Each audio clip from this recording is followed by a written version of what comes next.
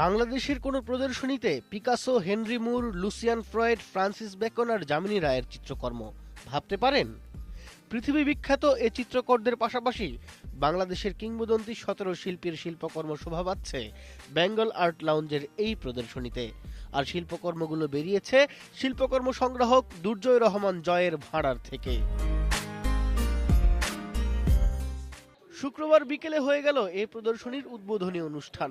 প্রথম আলো সম্পাদক শিল্প সংগ্রাহক মতিউর রহমানের প্রদর্শনী উদ্বোধন করার কথা থাকলেও তার উপস্থিতিতেই প্রদর্শনী উদ্বোধন করেছেন অধ্যাপক নজরুল ইসলাম। উদ্বোধন উপলক্ষে সেই মধুসন্ধ্যায় গ্যালারি ভরে উঠেছিল দেশের বিখ্যাত সব চিত্রকর, চিত্রকর্ম সংগ্রাহক সহ গুণী সব মানুষে। যখন এখানে এসে আমার কাছ তো বটেই, অন্যান্য শিল্পীদের কাজ যখন দেখলাম, বহুকাল আগে হয়তো দেখেছি একবার, আবার দেখলাম এই ঘটনাটা দুর্জয় আজকের প্রদর্শনী দিয়ে যে করলো, এইটা আমার কাছে সেই জন্যই আমি দুর্জয়কে বড় একটা ধন্যবাদ জানাচ্ছি।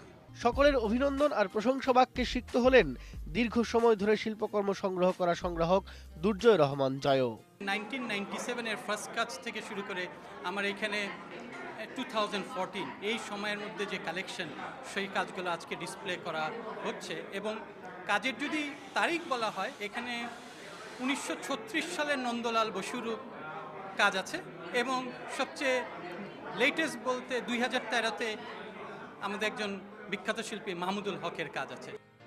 প্রদর্শনীতে সর্বমোট 42টি চিত্রকর্ম প্রদর্শিত হচ্ছে। 3 ফেব্রুয়ারি পর্যন্ত প্রতিদিন দুপুর 12টা থেকে রাত 8টার মধ্যে খোলা থাকবে প্রদর্শনীর দরজা। একটু সময় করে দেখে আসতে পারেন এই শিল্প সংগ্রাহকের প্রিয় শিল্প ভুবনটাকে। প্রদর্শনী উৎসর্গ করা হয়েছে বাংলাদেশের কিংবদন্তি শিল্পী আমিনুল ইসলামের স্মৃতির উদ্দেশ্যে। শিমুল সালাহউদ্দিন, ইন্ডিপেন্ডেন্ট নিউজ।